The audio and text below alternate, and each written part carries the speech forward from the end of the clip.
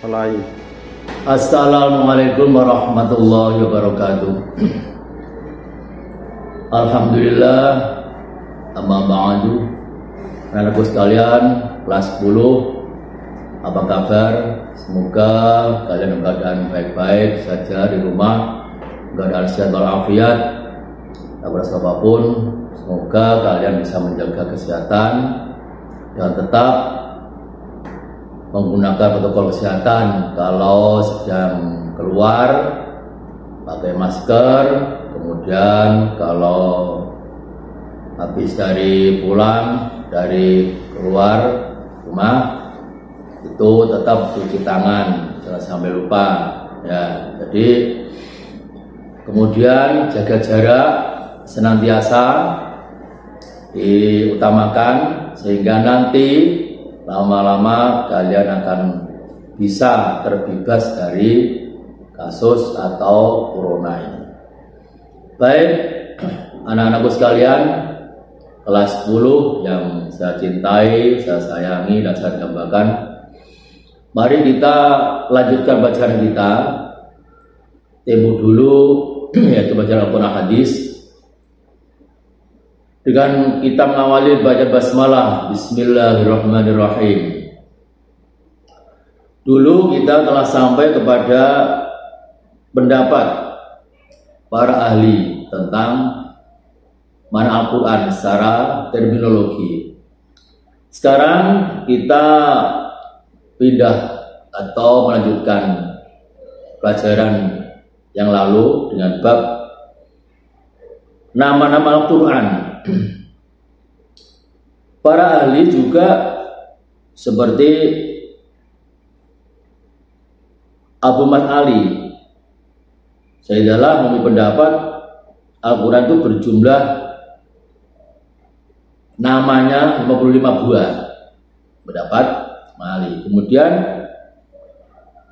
Abu Hasan Al-Haroli berpendapat bahwa Al-Quran atau nama Al-Quran adalah sebanyak 90 buah.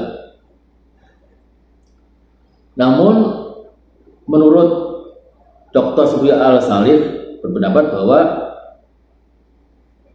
mereka telah berlebihan, terlalu banyak yang bisa membedakan antara nama Al-Quran dengan sifatnya. Dari situlah maka Al-Salih dia tuh mempunyai prinsip Al-Quran itu mempunyai 5 nama. Satu adalah Al-Quran itu sendiri. Nama ini itu dijelaskan dalam surat Al-Hijr ayat 87. Di sana disebutkan atau dituliskan ada ayat yang berbunyi A'udzubillahi minasyaitonirrajim wa laqad atainaka sab'an minal mathani wal qur'anal 'azim. Dan sesungguhnya kami telah berikan kepadamu 7 ayat yang dibaca berulang-ulang dari Al-Quran yang agung. Tidak pernah. Itu yang pertama. Yang kedua adalah Al-Furqan atau pembeda. Ini di dalam Al-Quran diterangkan juga yang berbunyi A'udzubillahi minasyaitonirrajim Tabarakalladzi nazzalal furqana 'ala 'abdihi liyakuna lil 'alamina nadhira. Al-Furqan. Yang ketiga adalah Alkitab. Alkitab. Di sini disebut dalam Al-Quran wa nazzalna 'alaikal kitaba tibyana likulli syai'in wa hudan wa rahmatan wa busyra lil muslimin. Itu yang Alkitab. Kemudian yang keempat Al-Dzikr atau pengingat. Dalam Quran ada disebutkan di Al-Hijr ayat 9, Inna a'udzubillahi minasyaitonirrajim Inna nahnu nazzalna dzikra wa inna lahu lahafizun. Inna nahnu nazzalna dzikra wa inna lahu lahafizun. Sesungguhnya kamilah yang menurunkan adzikr atau Al-Quran, dan sesungguhnya kami pula yang memeliharanya. Al-Jarqani juga berpendapat bahwa termasuk di antara 4 nama tadi adalah At-Tanzil yang diturunkan. Beliau mengambil dari ayat wa innahu lanzilu rabbil alamin. Dan sesungguhnya Al-Quran benar-benar tanzil, diturunkan oleh Tuhan semesta alam. Nah, jadi Az-Zarqani mempunyai pendapat di samping 4 tadi ada tambahan At-Tanzil, yaitu yang diturunkan.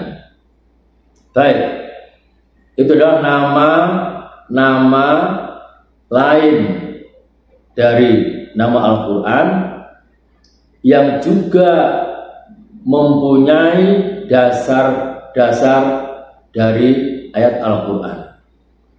Ya. Baik, kemudian setelah kita mempelajari atau menyebutkan nama-nama lain dalam Al-Quran, kita akan juga mempelajari tentang perilaku orang yang berpegang teguh dengan Al-Quran.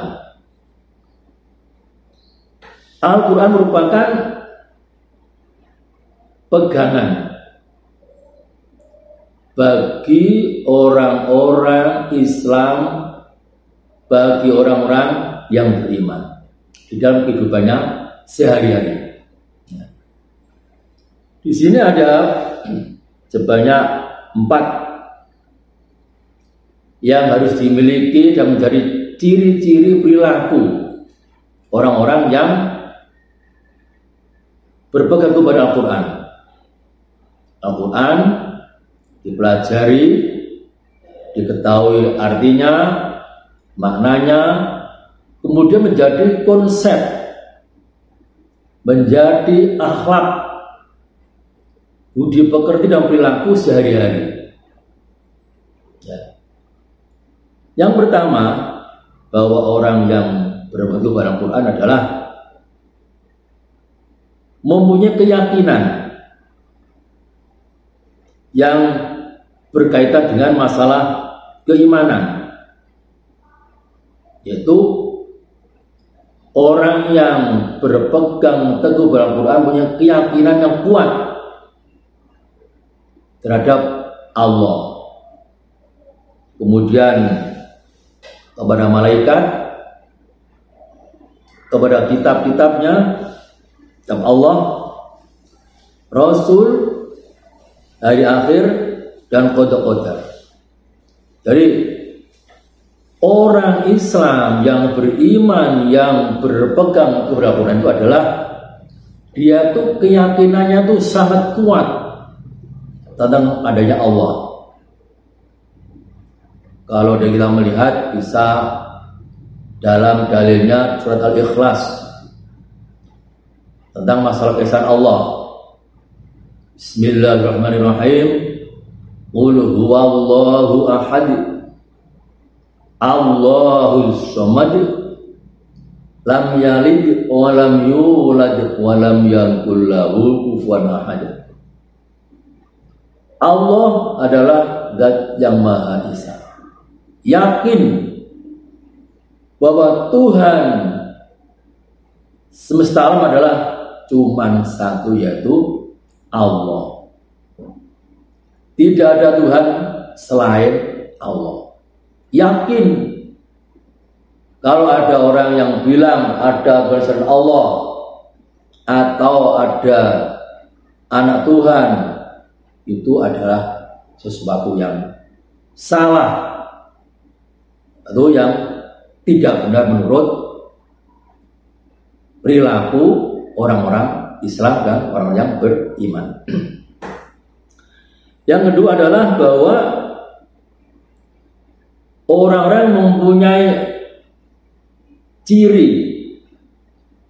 berpegang kepada Al-Quran adalah memiliki budi pekerti yang luhur, yang mulia, ya. Akhlakul karimah yang dulu pernah dicontohkan oleh Rasulullah pada waktu beliau berdakwah di Mekah dan Madinah. Perilaku mulia terhadap bapak ibu, birrul walidain, kepada teman-teman atau sesama orang Islam, tolong menolong. Jadi ciri orang yang berpegang teguh pada Al-Quran dan dia pernah membaca Al-Quran dan mengamati isi yang mengamalkan adalah termasuk orang yang senantiasa mempunyai akhlak, budi pekerti yang mulia, termasuk berbuat baik kepada kedua orang tua dan teman-temannya. Kemudian yang ketiga, bahwa orang yang mempunyai akhlak Al-Quran adalah senantiasa melaksanakan ibadah seperti ibadah sholat, haji bagi yang mampu, kemudian puasa, zakat, dan sebagainya. Ini adalah ciri khas orang-orang yang berpegang pada Al-Quranul Karim. Ibadahnya rajin, sholatnya rajin, baca Al-Qurannya rajin, puasanya juga ganep dalam waktu 1 bulan. Termasuk seperti contohnya. Yang terakhir adalah bahwa orang-orang yang berpegang teguh pada Al-Quran adalah dia itu senantiasa bergaul sesama manusia dengan pergaulan yang sangat baik, sopan, menghargai kepada orang lain. Anak-anak itu yang bisa sampaikan pada kesempatan hari ini mengenai nama Al-Quran dan ciri-ciri orang yang berpegang teguh pada Al-Quranul Karim. Baik, anak saya beri tugas untuk agar senantiasa mengingat Al-Quran. Sebutkan 2 saja contoh orang yang berpegang teguh atau contoh perilaku orang yang berpegang teguh pada Al-Quran Karim. Sekian dari saya, juga manfaatnya. Ini maksud teman-teman kalian. Saya akhiri. Assalamualaikum warahmatullahi wabarakatuh.